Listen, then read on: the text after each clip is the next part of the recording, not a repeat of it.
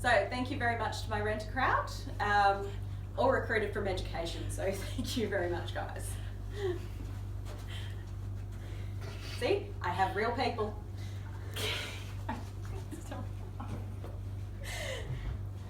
Alright, so I have chosen to look at peer group social identity and bullying behaviour by Duffy and Nesdale.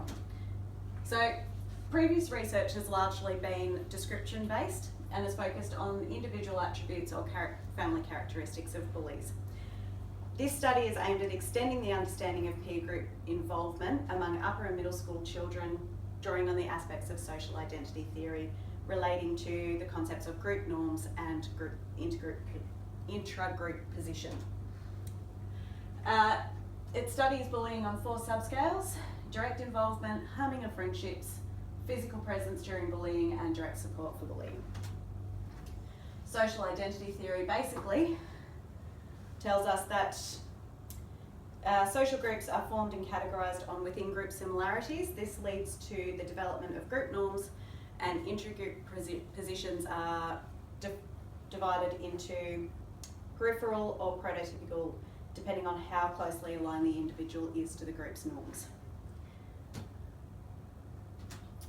So this study focused on 3 hypotheses. Within group friendship groups, there would be some similarities in the levels of bullying behaviours that group members displayed.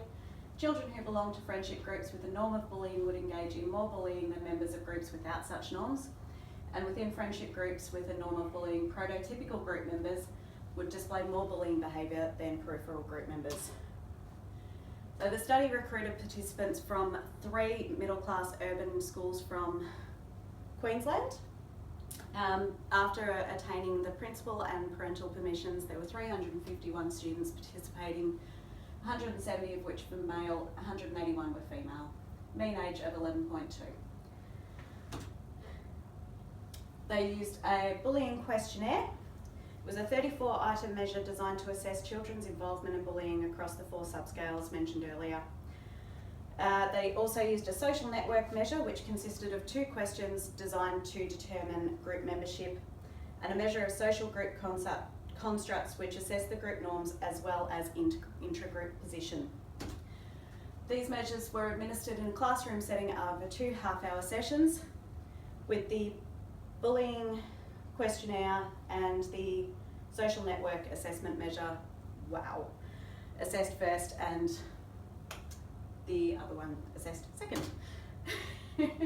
There were significant group similarities found for each of the bullying questionnaire subscales.